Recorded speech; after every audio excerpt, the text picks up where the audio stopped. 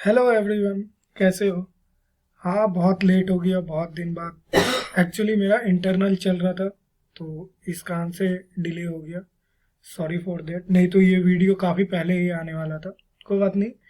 अभी के टाइम पे अभी कुछ दिन बचे हुए हैं जेई मेंस में, तो मैं कुछ कुछ टॉपिक करवा दूंगा आपको, जैसे वेक्टर 3D हो गया आपको, मैट्रिक्स डिटर्मिनेंट हो गया, एओडी हो गया। तो बिना लेट किए हुए स्टार्ट करते। आज अपन बात करेंगे वेक्टर के बारे में, ठीक है। लास्ट में मैं पीवाईक्यू भी करवाऊंगा, जो 2022 और 21 के पीवाईक्यूज होंगे। ओके, तो स्टार्ट करते हैं। सबसे पहले हम लोग वेक्टर का, आपको पता है वेक्टर वन शॉट में हम लोग क्या क्या देखेंगे।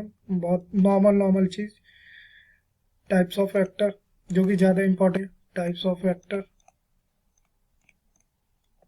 इंपॉर्टेंट टर्म, इंपॉर्टेंट टर्म्स, क्योंकि मेनली होता है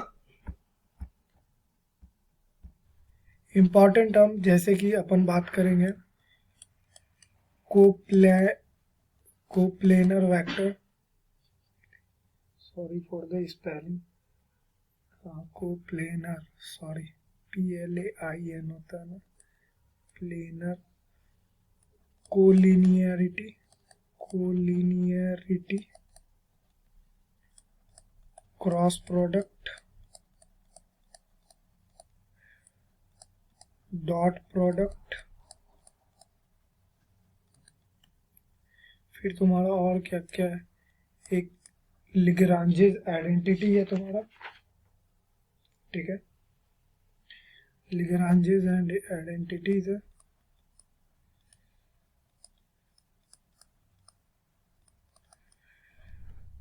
फिर ज्योमेट ज्योमेट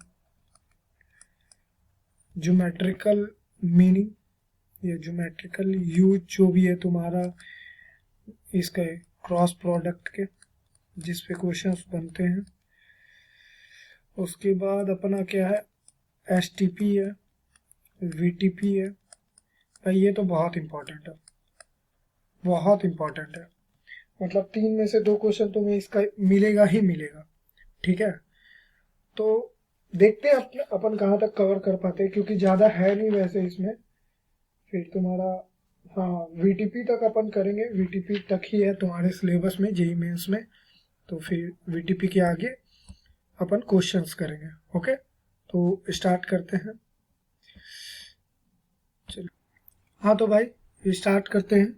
सबसे पहले किसी भी वेक्टर को हम लोग किसी भी वेक्टर को हम लोग डिनोट कैसे करते हैं। ए वेक्टर को हम लिखेंगे मॉड ए, मतलब इसका मॉडुलस इनटू यूनिट वेक्टर। ये बहुत इंपॉर्टेंट टर्म है, याद रखिएगा, बहुत काम की चीज़ है। उसके बाद आता है हमारा addition of vector. Basic basic point है, बताता जाऊंगा, ध्यान रखना, क्योंकि हो सकता है मिस कर दो। चलो, ये वेक्टर ए है, ये वेक्टर बी है, ये वेक्टर सी है। तो हमारा A vector plus B vector plus C vector हमारा किसके बराबर आ जाएगा, 0 के बराबर। ओके, रुक जाओ 2 मिनट, इसको अपन कर लेते हैं ऊपर। हाँ, ठीक है। उसके बाद आ गया है, हाँ, एंगल बिटवीन टू वेक्टर, सबसे इंपॉर्टेंट है एंगल बिटवीन टू वेक्टर। हमेशा याद रखना tail to tail, tail to tail जब जुड़ा हो तभी देखते हैं। अगर मान लो ये वेक्टर एक ऐसा है और ये वेक्टर एक ऐसा है, तो इसे हम थीटा लेंगे, ना कि अगर एक वेक्टर ऐसा है और अगर ये एक वेक्टर ऐसा है तो हम इसे एक्सटेंड करेंगे इस साइड से, तो हम एंगल ये वाला लेंगे, ठीक है।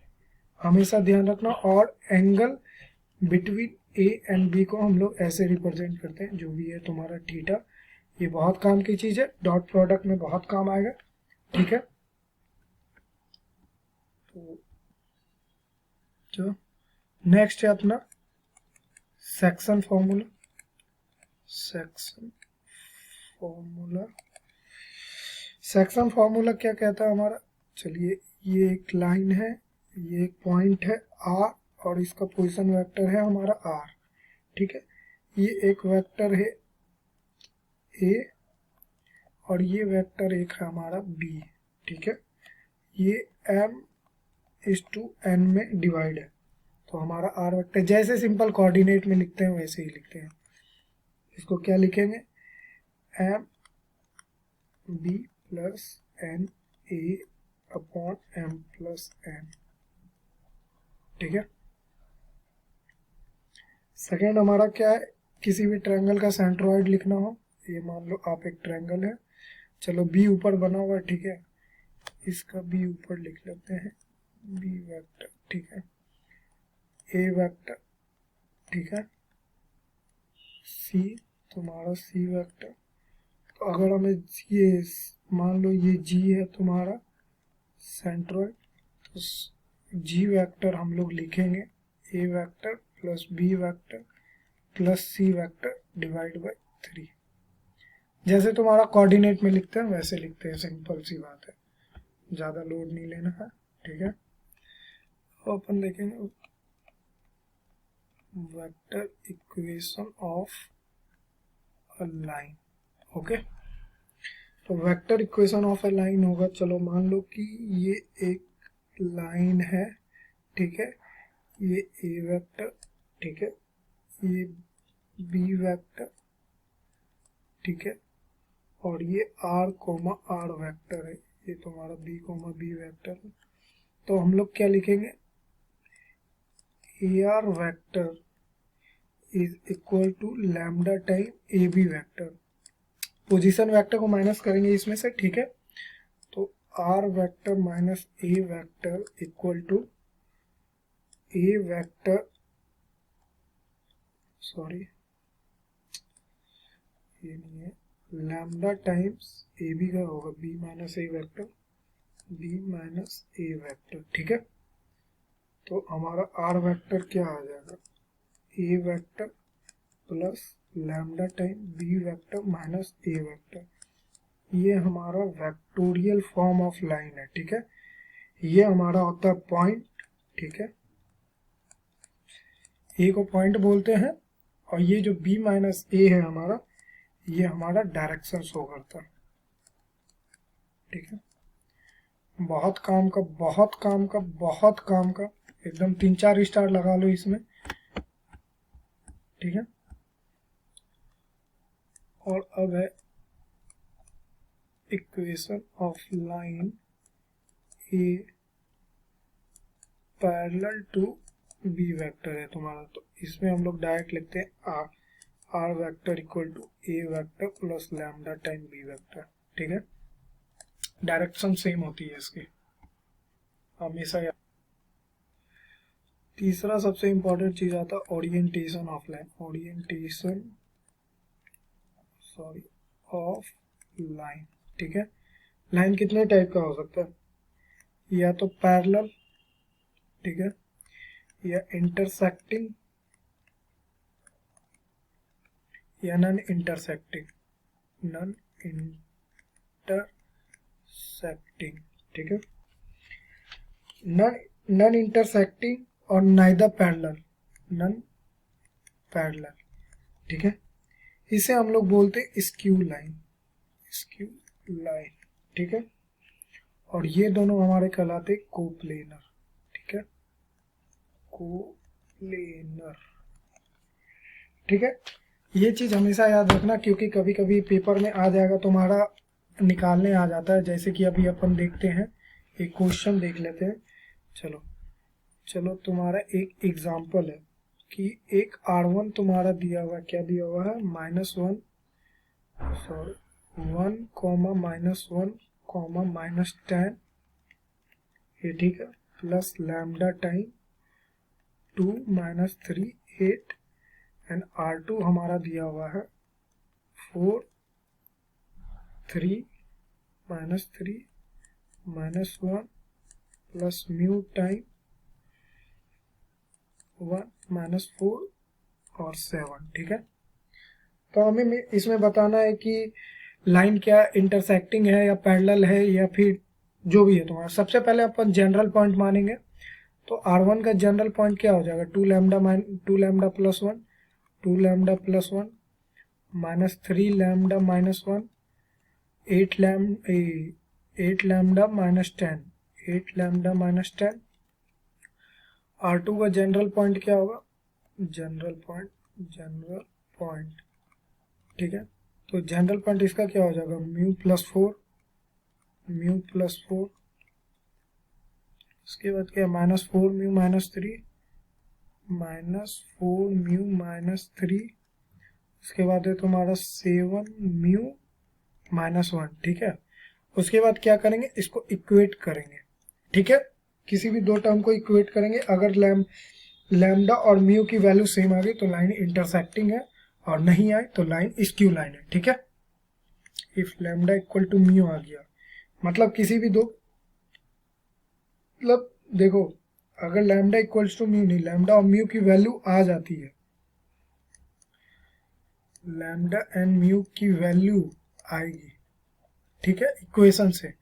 इस दो इक्वेशन, कोई भी दो इक्वेशन अगर तुम्हारा इक्वल हो गया, लाइक अगर हम 2 लैम्डा प्लस 1 और म्यू प्लस 4 को सॉल्व करें और 3 लैम्डा माइनस 1 और 4 म्यू माइनस 3 को सॉल्व करें, अगर ये इक्वल आ जाता है तो तुम्हारा लैम्डा और म्यू की वैल्यू आएगी। इससे तुम्हारा पता चलेगा लाइन क्या है, line A intersecting,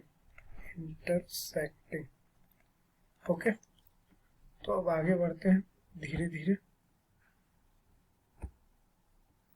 just wait for a while. एक तुम्हारा छोटा सा थ्योरम है, शायद तुम लोग पढ़े भी होगे, मतलब जिस भी कोचिंग इंस्टीट्यूट में तुमने प्रिपेयर किया है, ठीक है। ये ट्रायंगल पे मत जाना यार, मैं बना नहीं रहा, अरे यार ये दो और ये 3, ठीक है। ये मान लो कि तीनों इंटरसेक्टिंग पॉइंट है, ठीक है। तो ये तुम्हारा A B C D E F, ये जो भी है ना, तुम्हारा सिवास थ्योरम कहते हैं इसे, Ceva's theorem. A by E B cross B F by F C cross A D by C D equal to 1 आएगा। ये सिवास थ्योरम है, ठीक है। चलो तो आगे बढ़ते हैं थोड़ा सा, जो हमेशा तुम्हें ध्यान रखनी है। और लेट से कि कोई वेक्टर ए दिया हुआ, a1 आई कैप प्लस a2 जे कैप प्लस a3 जे कैप, बी वेक्टर है और b1 आई कैप, b2 जे कैप, b3 के कैप, और कोई वेक्टर सी है, c1 आई कैप, c2 जे कैप, c3 के कैप। तो अगर ये तीनों कोप्लेनर हैं, if it is coplanar, then, ठीक है, अगर a1 a2, तो इनका डिटर्मिनेंट 0 आएगा, ठीक है। a1 a2 a3 b1 b2 b3 c1 c2 c3, इनका डिटर्मिनेंट इक्वल टू 0 आएगा, ठीक है।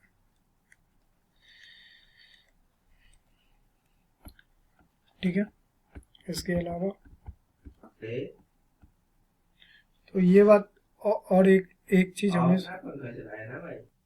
अगर 3 वेक्टर कोप्लेनर है तो हम लोग वेक्टर सी को रिप्रेजेंट कर सकते हैं lambda time A vector plus mu time B vector, okay. ये एक चीज ध्यान में रख, जितनी जितनी चीजें मैं ये घेर रहा हूँ, ये सब चीजें याद रखिएगा कि पेपर में आ सकती है, इंपॉर्टेंट है, ओके।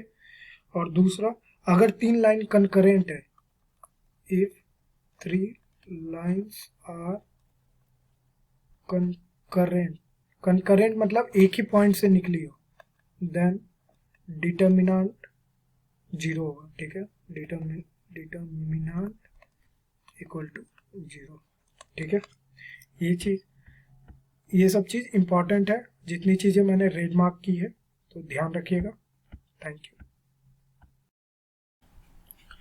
तो भाई अब अपन बात करेंगे किसके बारे में, डॉट प्रोडक्ट। ठीक है, बहुत बहुत काम की चीज है, बहुत ज्यादा ही काम की चीज है। ठीक है, सबसे पहले ये तो सबको ही पता होगा, फिजिक्स में भी पढ़ते हैं, मैथ में भी पढ़ते हैं, A dot B mod A mod B cos theta.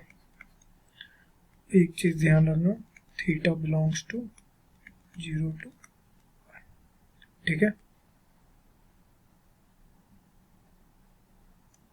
इसमें एक तरीका है जो हमारा थीटा निकालने के बहुत काम आता है। जैसे अगर हमें कॉस थीटा निकालना होगा तो अपन क्या यूज करते हैं, A dot B upon mod A mod B. ये ऐसी काम की चीज है ना जो तुम्हें बहुत काम आने वाली है, खासकर फंक्शनल ये वेक्टोरियल इक्वेशन में। ठीक है, ए डॉट ए को अपन लिखते हैं ए स्क्वायर। ठीक है, सम इम्पॉर्टेंट पॉइंट्स में मैं तुम्हें बता रहा हूँ। ए डॉट बी अगर इक्वल है ए डॉट सी के, तो इसका मतलब ये नहीं है कि B is not equal to C. मतलब सॉरी, इसे इरेज करने दो पहले तो।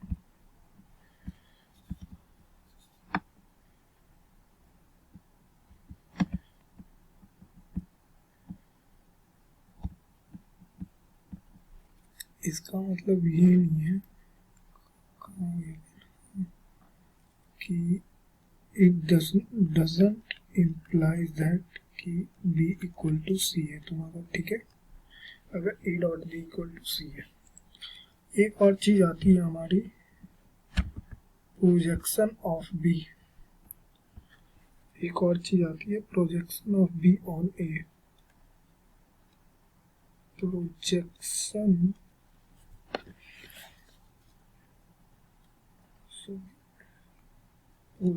Of A on B.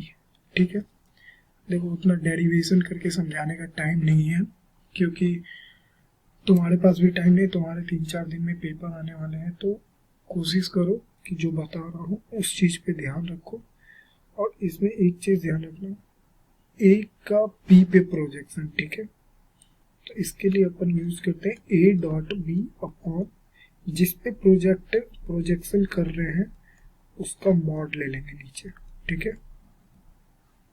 ये चीज ध्यान रखना। ठीक है, और इसे हम लोग एक और तरीका उससे लिखते हैं, that is vector A dot unit vector of B. शुरुआत में बताया था ना कि अगर वेक्टर बी लिखना हुआ हमें तो हम ऐसे लिखते हैं ना, mod B dot unit vector along the B. ठीक है, ये हो गया तुम्हारा।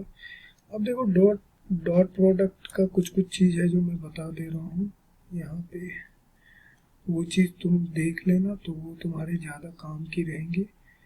तो अगर देखो if theta equal to pi by 2 then a dot b equal to 0, क्योंकि cos theta 0 हो जाएगा, that means a perpendicular to b। ठीक है, ये होगी। बाकी चीजें तो तुम कर ही लोगे, इतना तो पढ़ ही लिया होगा। चलो फिर आगे बढ़ते हैं। आगे है तुम्हारा, देखो दो चीज और जो है तुम्हारी बहुत इंपॉर्टेंट है। एक है तुम्हारा टेट्राहेड्रॉन। ठीक है, टेट्राहेड्रॉन में बेसिकली होता क्या कि हमारा 4 vertices, 6 side, 1 centre and 3 pairs of opposite edges. ठीक है, तो इसका सेंटर का फॉर्मूला याद रख लेना। सेंटर का जो फॉर्मूला होता है तुम्हारा E vector plus V vector plus C vector plus T vector upon 4। Last year आया था इस पे एक क्वेश्चन, तो ध्यान रखना, ज़्यादा काम फायदे में रहोगे। सेकंड आता है तुम्हारा पैरेललोपाइड,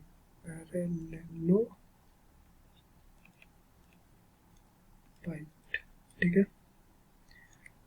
8 vertices, 6 faces, 12 sides and 12 face diagonal, ठीक है। और इसमें 4 बॉडी डायगोनल होते हैं।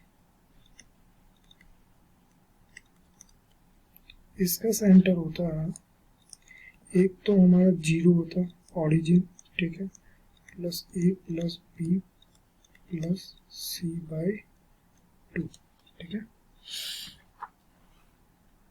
अब देखो तो अब अपन को क्रॉस प्रोडक्ट या फिर वेक्टर प्रोडक्ट के बारे में बात कर लेते हैं। स्केलर प्रोडक्ट को हम लोग ये क्या नाम बोलते हैं, डॉट प्रोडक्ट को हम लोग स्केलर प्रोडक्ट भी बोलते हैं, ये बात ध्यान में रखना। अब अपन बात करेंगे cross product and it's geometrical interpretation. Okay, cross product, इसमें एक चीज ध्यान रखना कि डायरेक्शन का बहुत बड़ा खेल होता है। A cross B equal to mod A mod B sine theta N cap, ठीक है।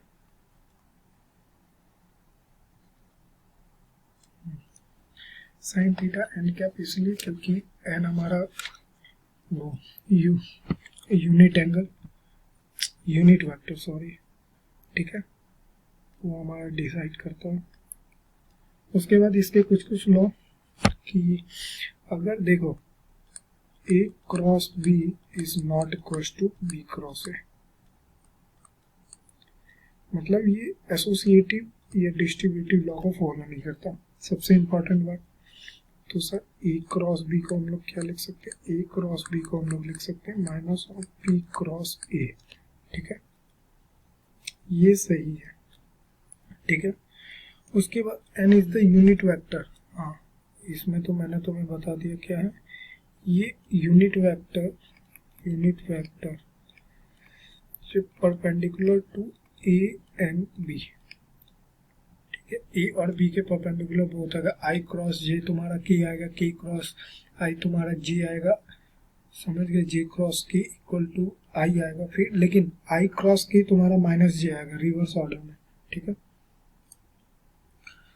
तो उसके अलावा तुम्हारा एक इसमें लेग्रांजेस आइडेंटिटी है, लेग्रांजेस आइडेंटिटी, इस पे एक क्वेश्चन आया था पिछले बार, तो मैं बता देता हूँ भाई ध्यान से।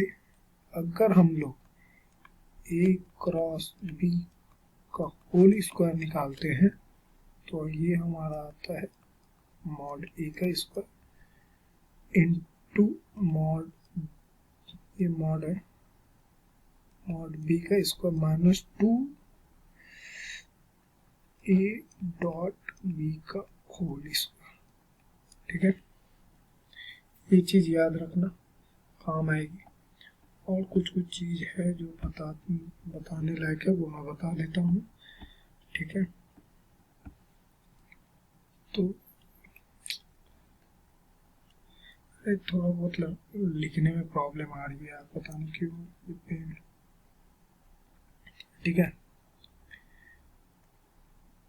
If A is equal to lambda time B, ठीक है, ए तुम्हारा लैम्डा टाइम है, देन ए क्रॉस बी तुम्हारा 0, then A cross B equal to 0, ठीक है। तो इसका मतलब ये नहीं हुआ कि ए भी 0 होगा बी भी 0 होगा, ठीक है, इसका मतलब ये नहीं है। और हमेशा याद रखना कि ए क्रॉस ए 0 होता है।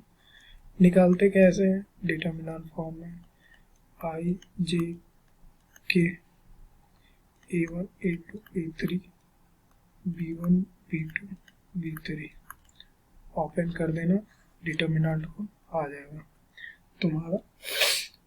अब आते हैं ज्योमेट्रिकल इंटरप्रिटेशन, जो कि सबसे ज़्यादा इम्पोर्टेंट है, ठीक है,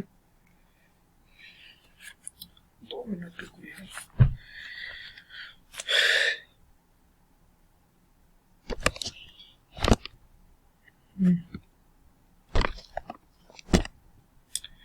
हाँ, क्या है अपना ज्योमेट्रिकल इंटरप्रिटेशन, मतलब हम डॉट प्रोडक्ट, ये क्रॉस प्रोडक्ट निकालते क्यों, क्या है इसका काम, क्या है हमारा। तो सर क्रॉस प्रोडक्ट का काम क्या है, सबसे पहले एरिया ऑफ पैरेललोग्राम निकालने में बहुत काम किया। सीधा एरिया ऑफ पैरेललोग्राम, सीधा A cross B, sorry A cross B का मॉड, ठीक है। और तुम एक चीज याद रखोगे, ए एंड बी तुम्हारी एडजेसेंट साइड होगी, एडजेसेंट साइड, ओके। सेकेंड हमारा क्या है इम्पोर्टेंट, सेकेंड है हमारा important area of triangle, area of triangle half mod A cross B, सीधा, ठीक है। Area of any quadrilateral, area of any quadrilateral half d1 cross d2, d1 d2 क्या है, डायगोनल, ठीक है। अब आते हैं हम लोग shortage distance between two lines. अब हमारा क्या है, shortest distance between two lines, ठीक है। Shortage distance between two lines, अगर शॉर्टेज डिस्टेंस बिटवीन, चलो दो स्क्यू लाइन है, एक R1 है हमारी a plus lambda p, R2 है मेरी b plus lambda mu q। तो इस दोनों के बीच का जो शॉर्टेज डिस्टेंस होगा R1 माइनस R2 का जो सबसे शॉर्टेज डिस्टेंस होगा, इससे हम लोग लिखते हैं b माइनस a का dot with p cross q, direction का क्रॉस और पॉइंट का माइनस, ठीक है, क्योंकि b हमारा पॉइंट है, a भी हमारा पॉइंट है, p और q हमारा डायरेक्शन है, ठीक है, अपॉन p क्रॉस q का मॉड ओवरऑल मॉड, ठीक है। अरे सॉरी, ये ओवरऑल मॉड, सॉरी टेढ़ा लिख दिया था, तो ध्यान रखना, सॉरी 2 मिनट रुक जाओ, 2 मिनट।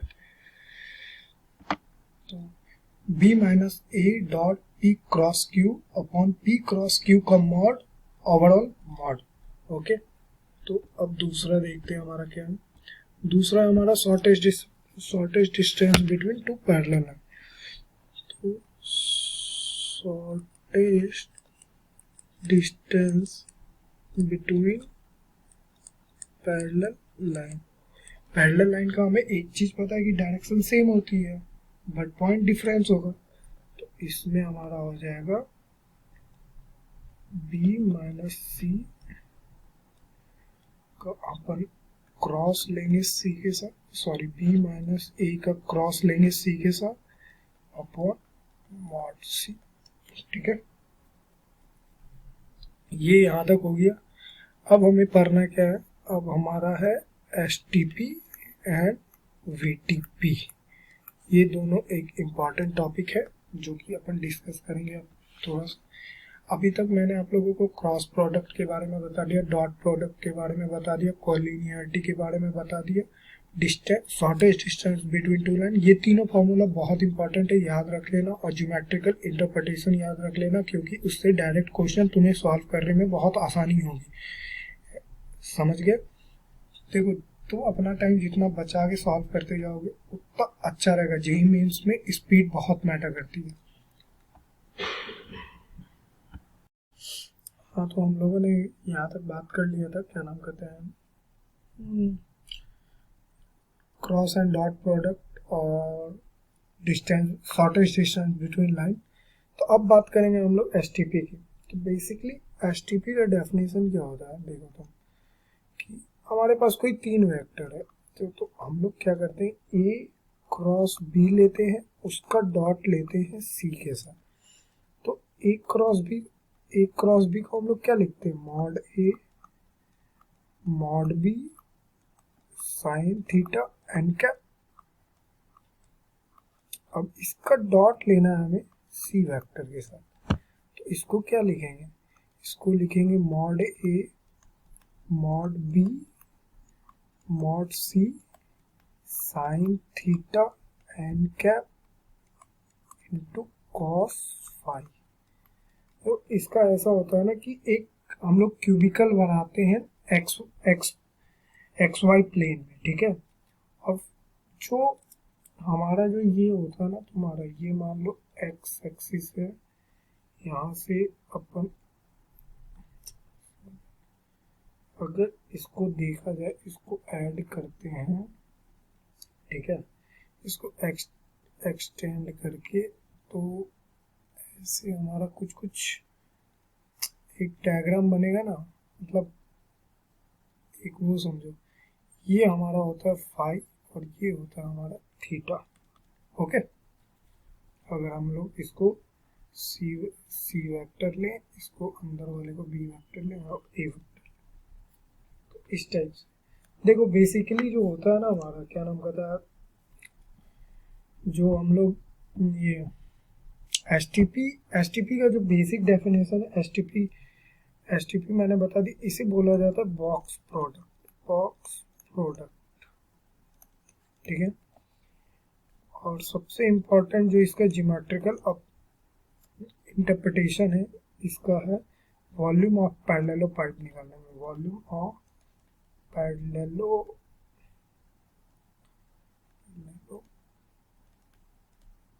पाइप। इसको हम लोग लिखते हैं ए क्रॉस बी डॉट सी, इसे हम लोग बोलते हैं एस टी पी या फिर बॉक्स ए बी सी, ठीक है। ये साइक्लिक ऑर्डर में रहना चाहिए, इस चीज का ध्यान रखना। अगर साइक्लिक ऑर्डर में नहीं है तो इसका डायरेक्शन तुम्हारा वो आ जाएगा, क्या नाम कहता है, रिवर्स आ जाएगा। तो ज्योमेट्रिकली ये ज्योमेट्रिकली जो एसटीपी हमारा बताता है, ये बताता है वॉल्यूम ऑफ पैरेललो पाइप, जिसके बेस वेक्टर हमारा क्या है, बेस वेक्टर है हमारा ए एंड बी, ठीक है। एंड जो हमारा मॉड सी कॉस फाई है, ये हमारा हाइट है, हाइट ऑफ पैरेललो पाइप, ठीक है। अब देखो इसके बॉक्स प्रोडक्ट के हमारे कुछ वो है, तो वो मैं आपको बता देता हूँ, ठीक है। तो ये मैंने बता दिया कि एक क्रॉस बी डॉट सी को अपन बॉक्स एबीसी लिखते हैं। तो बॉक्स एबीसी तुम्हारा जनरली कुछ नहीं है, डिटर्मिनेंट निकालना होता है, उस चीज का ध्यान रखना। तो तुम्हारा देखो, if C also lie in the plane of AB, if C also lie in the plane of AB, अगर यहाँ बात करें if C also lie in the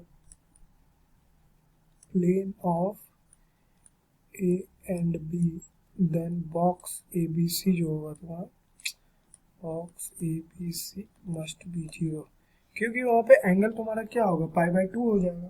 π/2 हो जाएगा तो फिर 0 हो जाएगा, cos 90 की वैल्यू हमारी 0 होती है, ठीक है। मैक्सिमम कब होगा, जब फाई 0 हो। मैक्सिमम देखो ए बी और सी की मैक्स वैल्यू कब आएगी, मैक्स व्हेन तुम्हारा फाई इक्वल टू 0 हो और थीटा हमारा π/2 हो, मतलब साइन थीटा की वैल्यू 1 हो और कॉस फाई की भी वैल्यू 1, ठीक है। और एक चीज, हमारा आई जे और के का बॉक्स की इसकी वैल्यू 1 होती है, वहीं पे अगर आई और के आ गया तो इसकी वैल्यू 0 होती है। कोई भी दो सेम आ गया तो उसकी वैल्यू 0 होती है, ये बात ध्यान रखना, ठीक है।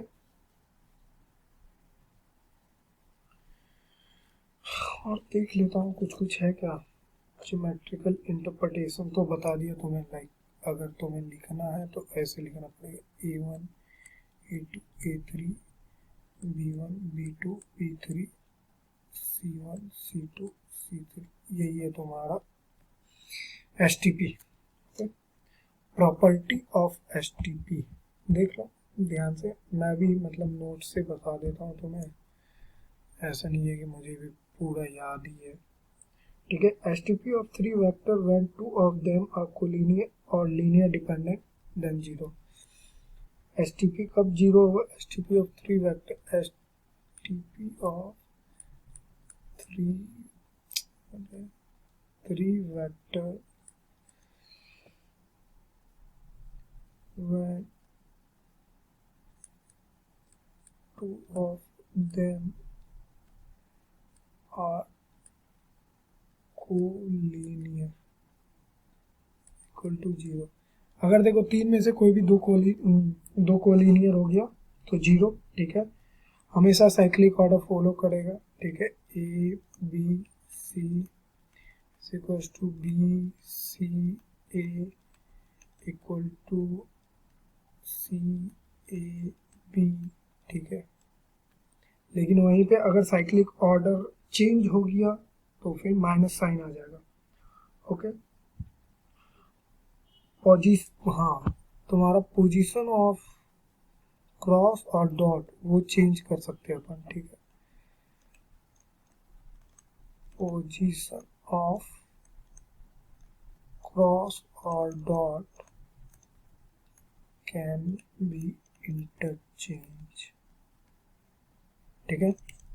बस यही सब कुछ है, 2 को 3 के टर्म में तोड़ के लिख सकते हैं, ये सब चीज़ तुम बाकी देख लेना, वैसे उतना वो है नहीं। वॉल्यूम ऑफ टेट्राहेड्रॉन बता देता हूँ क्योंकि फिर VTP को बना के ख़त्म करना हो। वॉल्यूम ऑफ टेट्राहेड्रॉन आता है तो इसलिए बता देता हूँ, box ABC 1/6 of box ABC। इसके अलावा तो और कुछ है नहीं इसमें बताने में, ठीक है। बाकी 2 मिनट अब क्योंकि STP चालू करेंगे, सबसे इम्पोर्टेंट मतलब भाई यहाँ से तो क्वेश्चन भर के आते हैं। सबसे पहले VTP, अगर A cross B cross C, ठीक है, 3 का क्रॉस एक साथ, सबसे पहले याद रखो दूर वाले का डॉट, तो A डॉट C दूर वाले का डॉट इंटू B माइनस फिर B dot C into A, ठीक है। ये चीज़ याद रखना, ये तुम्हारा याद करने का तरीका, दूर वाले का सबसे पहले डॉट, उसके बाद नज़दीक वाले का डॉट, उसके बाद तुम्हारा जो डेफिनेशन है, इसका डेफिनेशन पे गेम है, ठीक है। डेफिनेशन क्या है सर? तो भाई साहब डेफिनेशन है हमारा A cross B cross C, ठीक है, इज अ वेक्टर, ये भी एक वेक्टर रिजल्ट देगा हमारा। क्यों? क्योंकि अभी बताते, which is coplanar with A and B,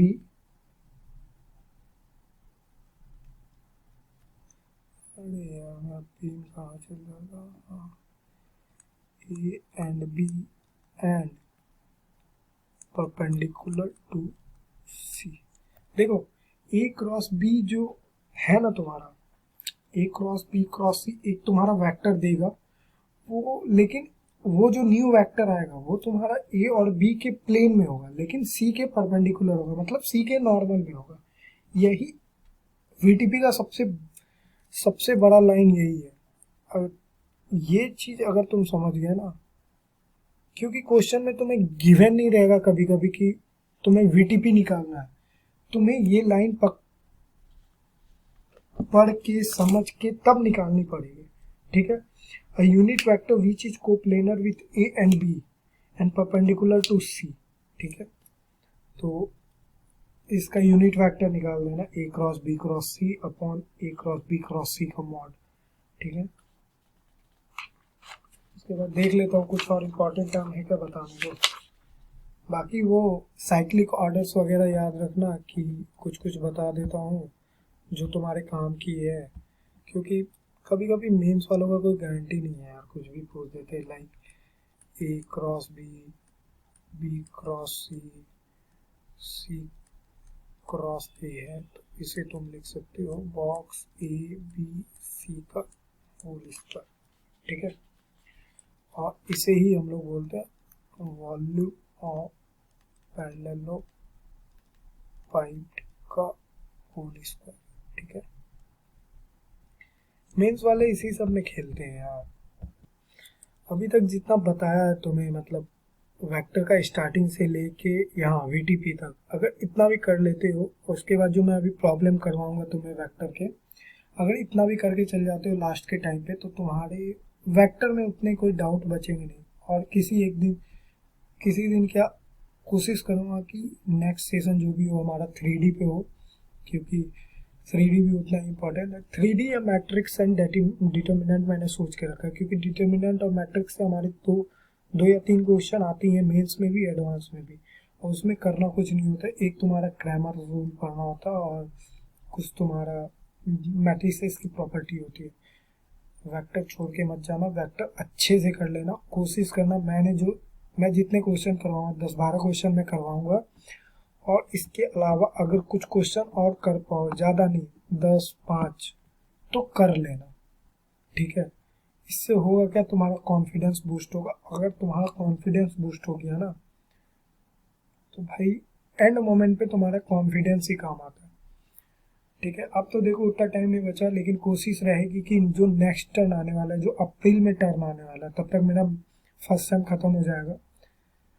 मैं अभी जो जेई के पेपर होंगे इसके मैं सारे क्वेश्चंस करवाऊंगा।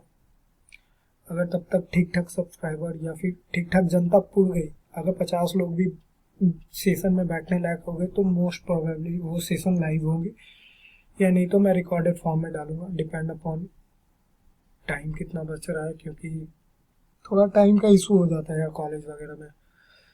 उसके बाद देखो लास्ट टाइम है, एंड मोमेंट है, अपने आप को जितना एनर्जेटिक रख सकते हो रखो।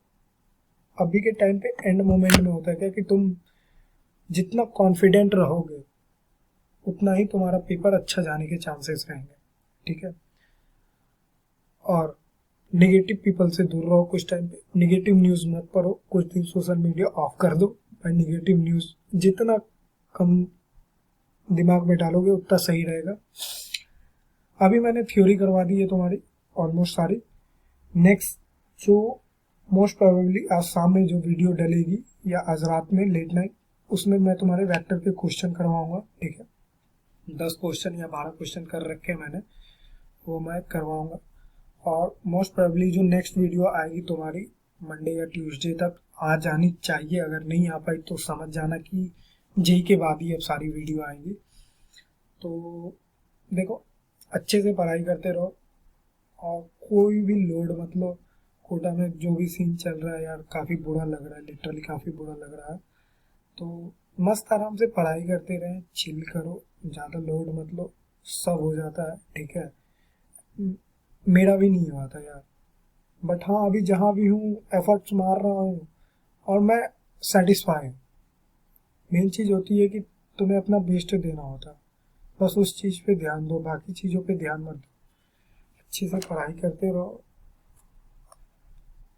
All the best for JEE #2023।